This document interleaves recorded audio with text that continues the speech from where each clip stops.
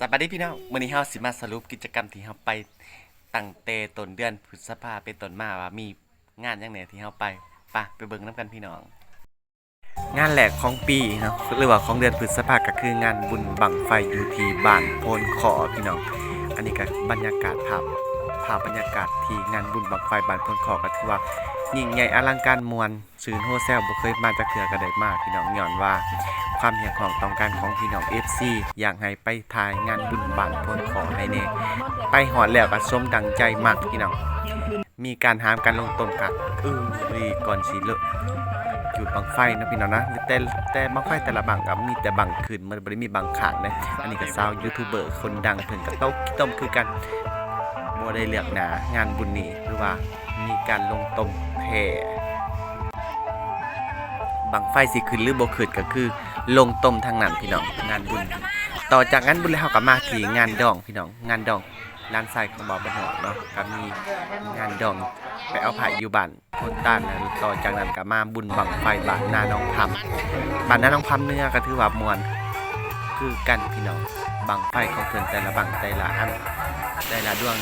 แต่ขึ้นพี่น้องอันนี้ก็คือบุญบังไฟบ้านนาน้องพำเมืองชนบุรีแขวงสะหวรรณเขตเนาะแต่เฮาสิพาทางผู้ชมเบิ่งครับจุดบังไฟไปแต่ละบังเนาะบังไฟบ้านน้องพำนี่ก็แตกต่างจากบ้านอื่นเพิ่นมีบังไฟของขาวผ้าแดงมาโชว์ในงาน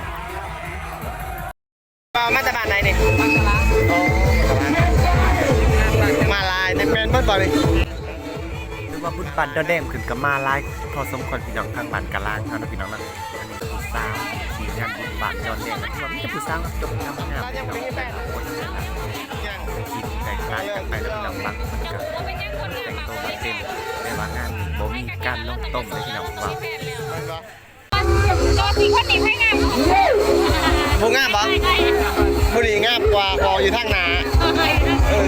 เงามก่อนงามทางล่างงามเราหรือว่าเราอยู่ด้านแดงปะแม่นอยู่ด้านแดงบ่ตัวจื้อบัดด้านแดงก็มีผู้สาวงามหลายแม่อาจจะพูดว่าเมียอยู่บ้านนี้หักใครอยู่ได้ได้ละมากนะมีแฟนแล้วบ่มีแฟนหรือยังยึดเธออยู่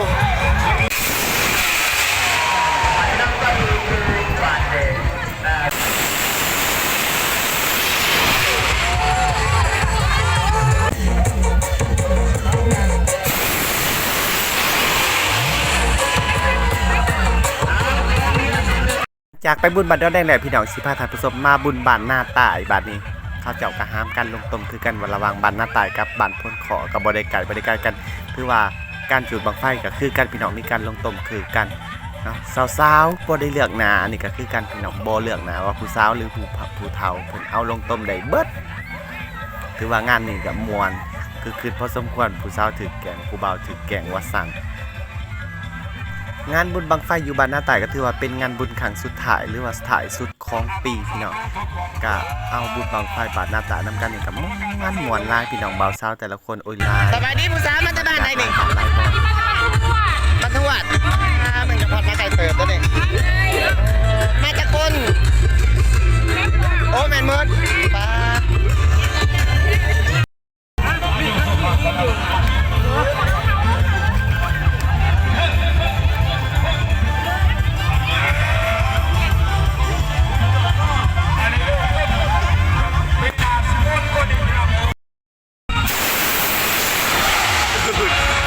ไปถ่ายรูป